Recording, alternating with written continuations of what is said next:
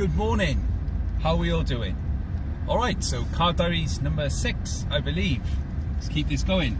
Alright, so just a few tidbits this morning. I can't be too long. Like yesterday, I've got some bits to do today, including my channel update video when I get back to the house. Alright, so let's get some topical information out of the way first. So, I'm not sure if you'd seen last night, Casey Neistat posted a video regarding the Beme departure. So Beme looks like he's no longer part of the Beme news app and news channel. No, it's quite an emotional video from Casey. There's a side of him there that you don't really get to see that much. And to be honest with you, I mean, I didn't really pay much attention to Beme as it is, but Casey Neistat being Casey Neistat, he's a big YouTube star, and he's very well known the world over. But what bothers me the most, I think, is that Phil DeFranco, he posted on his Twitter feed sometime this morning about the fact that people are calling him a failure and things like that. Which, well, frankly, it's really none of their business, is it? It tends to be that with news like this, you kind of get the keyboard Logitech warriors coming out of their shell, thinking they know absolutely anything and everything about everything. And it's absolutely ridiculous. It's like, it's absolutely none of those people's business what happens with Casey Neistat and what goes on in his life. It absolutely baffles me that these people come out and think they're the all-knowing authority on this kind of news story without any of the facts to hand whatsoever. I could just imagine some 15-year-old kid sitting there in his pea-stained pants, ramming a Rustler's microwave burger down his gullet, typing away loads of profanities and swearing at people and saying that these people are a failure when they know absolutely nothing about anything whatsoever. And that really gets on my nerves. I mean, some of these people, they have zero respect for Casey Neistat and what he's done for vlogging, blogging, and the YouTube space as a whole. I mean, this guy's not a failure. What do you think about it? Anyone who can pick up a camera and ride around New York City on a boosted board and then somehow turn that into a compelling and interesting and enjoyable story to post on YouTube is not a failure to me. I mean, that guy inspires so many people in the blogging space, and you know, for him to do things like that and create these, you know, wonderful little mini movies, which is what they are, is incredible. So that is not a failure to me. Everyone fails in life. Everyone starts somewhere. You know, some of the great entrepreneurs in the UK, no doubt they've had failures in life. You know, these people started from nowhere, just off the back of just so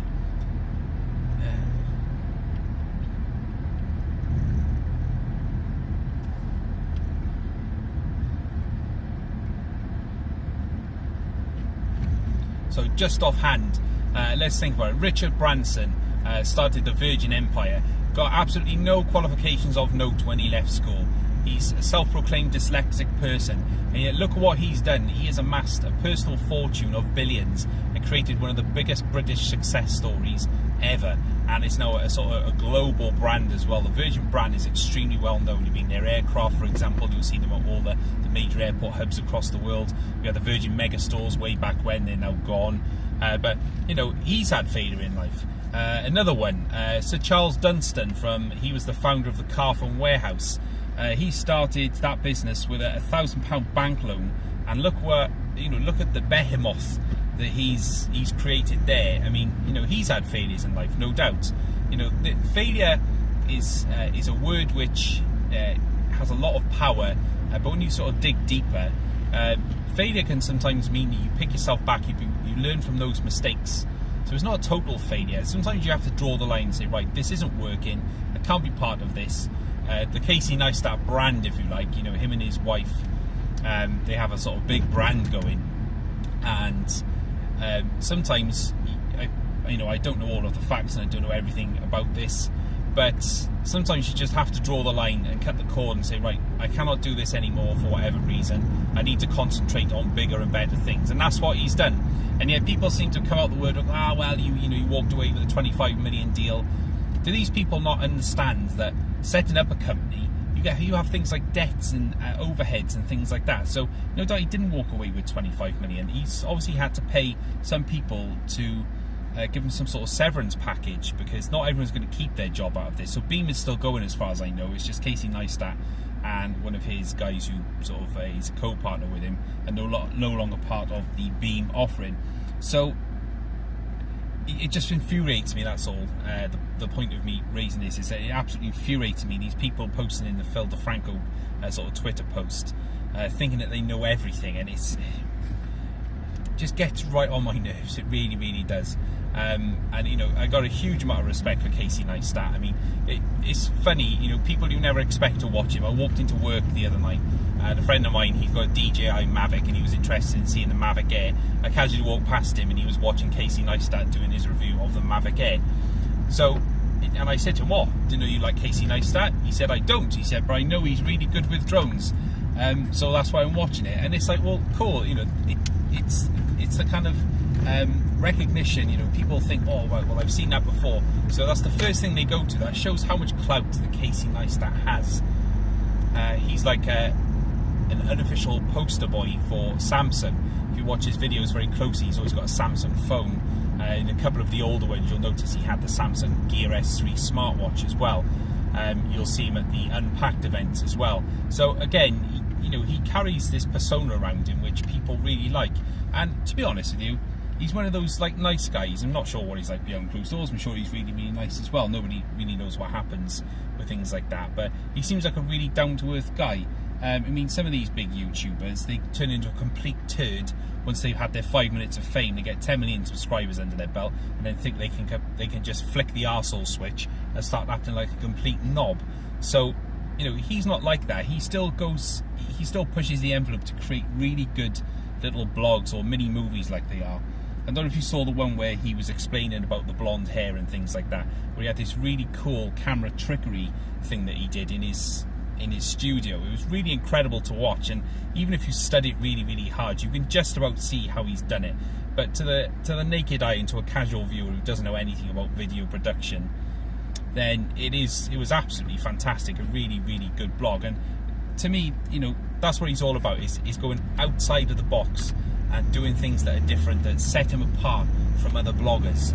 So I'm going to be quiet about that now, because that was just my take on it. I just thought it was a bit unfair for people to sort of jump in both feet first and give their opinion on something which they know absolutely none of all the facts about. They've just taken a news headline and basically tried to make out that there's some sort of expert. Well, to you people, you know absolutely nothing. Get on with your life. It's none of your business what happens with him, and there's bigger fish to fry. Go and look at something else. So anyway, moving on. To all the people who stayed up wanting to buy an Apple HomePod this morning, my most sincere condolences to you.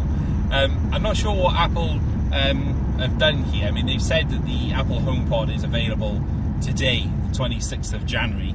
But I had a look on their website this morning in the UK, and it still wasn't available. So I'm not quite sure where the stock is coming from. I don't know whether it's coming from some giant mutated carrier pigeon with a big pallet of HomePods underneath it. I really don't know. But I would have thought that they're going for some sort of unified approach where they're sort of getting a catchment time where pretty much all of the world are going to be online, sitting there waiting for a HomePod. But looking around Twitter this morning, there seems to be a lot of disgruntled people, some of whom are quite unwell, having called the CES lurgy, as they say, and have sat up for hours waiting, so obviously hitting F5 on their keyboard to refresh, and have walked away with nothing. And the likelihood is those poor people, these are like big tech influencers, people like DetroitBorg, Michael Kukielka, I'm not sure if I said his name right, but that's how it's spelled. I mean, he's a massive Apple influencer, you know, not directly, but that guy, if you've not watched his channel, I will link it. He's absolutely amazing. His product reviews are so detailed, and the camera work and everything is so slick and really well done. So you should go and check him out if you're an Apple fan. Really do go and check him out. His channel is absolutely fantastic. But yeah, people like him, you know, no doubt now they'll wake up and they wouldn't have had a chance to buy one. They'll probably get hold of one somehow. But you know, looking more at the HomePod, it does look like a really good piece of kit. I'm not into the Apple ecosystem at all. My partner Caroline she's got an iPhone and she loves it. But you know, apart from that, we haven't got anything else Apple in the house apart from an iPad Mini 1. Remember them with a terrible, shitty screen? But yeah, you know, whoever manages to get one is obviously going to strike gold. I think the price is about $399. Does seem very expensive, but then again, the Google Home Max is expensive as well, and I think the HomePod will obviously do a little bit more than the Google Home Max as well, because obviously the whole Apple HomeKit thing will obviously work a lot better with the HomePod, and the sound, you know, looking at the specs, the sound is going to be fantastic by the sound of it. I mean, Apple aren't going to make an absolutely terrible product. They've obviously done their research with this kind of thing and are going to make a good sounding product. But if you listen to the speakers on their phones, even the speakers on their phones sound really good. Even the mono one on an iPhone 6s, it's got sort of that kind of depth on it that you don't really get with another phone. So it'll be interesting to see what the actual reviews will be once that is fully released. The only thing that kind of bothers me is that not all features are going to be available on release. That's not unusual, but you know, a company like Apple, I thought they perhaps would have worked harder to make sure all those features were there from the word go. But hey, never mind. So the last thing I want to talk about, now this is more sort of UK orientated, so for anyone watching outside of the UK, you can switch off at this point or carry on listening. So here in the UK we've got Sky. You've probably heard of Sky, but they have an offshoot or a subsidiary of their company called Now TV. Now TV is basically a pay-on-demand service where you buy a box for a one-off cost. So the boxes usually cost between about £20 to £40, and then you buy passes. So you get a movie pass, an entertainment pass, or a sports pass, kids pass, and you basically pay per month for it. So you pay a small monthly fee. So you're not tied into a contract. For those not in the know, with a Sky TV contract, you have to sign up typically for sort of 12 to 18 months to commit to a service, and for that they usually give you a discounted price. And you usually, like we pay £69 a month, so that's for our broadband, phone, TV. We've got movies checked in there as well. Don't know why, because you kind of watch one and then it kind of just gets repeated every single day after that. So anyway, yeah, what's happened is now TV have announced that they're going to be bringing out a Now TV streaming stick. Now it's interesting for the reason that it's £15, 15 quid. That's, you know, you find that on the back of the sofa or something.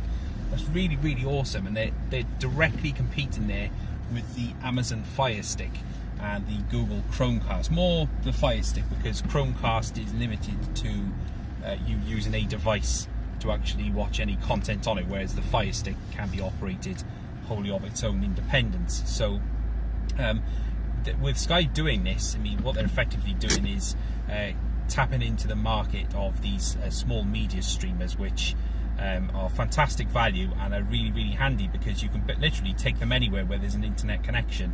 If you go on holiday, if you've got a caravan somewhere, or if you go abroad, you know, if you go abroad, you can actually use the internet to then tap into what's in the UK, because that's what they run on. They run on the internet. So if you use a VPN when you go abroad, you can actually tap into the UK server and watch it overseas. I'm not sure if you could do that, but that's something you could explore. But it looks fantastic value for money. And one thing which is interesting now is that Now TV will soon be in full HD. So 720p is a bit of a dirty word these days, but yeah, they're going to enable a service to have full HD streaming, and you'll also be able to download stuff to the stick as well. I'm not sure how much memory it's going to have. I'm assuming that it's got to have some sort of memory, usually 4 to 8 gigabytes. I'm not sure if you can download straight to the stick, but it'd be good if they included a micro SD card slot, so you could actually stick one in there and then you could download stuff to the stick and then take that anywhere else where there's an internet connection. So that looks like a really interesting piece of kit, and I wouldn't mind getting hold of one and reviewing that, because the Now TV products are actually very, very good. For the uninitiated, a Now TV box is actually just a rebadged Roku player, although the guts are Roku, and yeah, it's rebadged with the Now TV stuff. Even the remote looks the same, and they perform really, really well. We've had a few in the house in the past. They kind of been a one-trick pony, because the kids never had Sky in their bedrooms, but you know, now they have. Well, you know, one of them has, one of them hasn't. One of them spends all day on his PlayStation. But yeah. So that'll be interesting to see, and once they do come out, I will definitely take a look at that. So I'm going to go home shortly, and I've got to help a friend with a printer first. Yeah, printer, first world problems. He's just got Sky Q, and he needs to link up his printer and his MacBook to the new Sky service. He has no idea, bless him. He can build a house and he can do lots of clever things with DIY, but he can't work a Sky router. So I'm going to go and sort that out, and then I'm going to go home and film my channel update video. Well worth watching because it's got some really cool information about where the channel's going to be going from here on forward. Any comments about what I've been talking about, please leave them in the comments. But for now, thanks very much for watching this quick Car Diaries number 6, and I'll catch you guys later.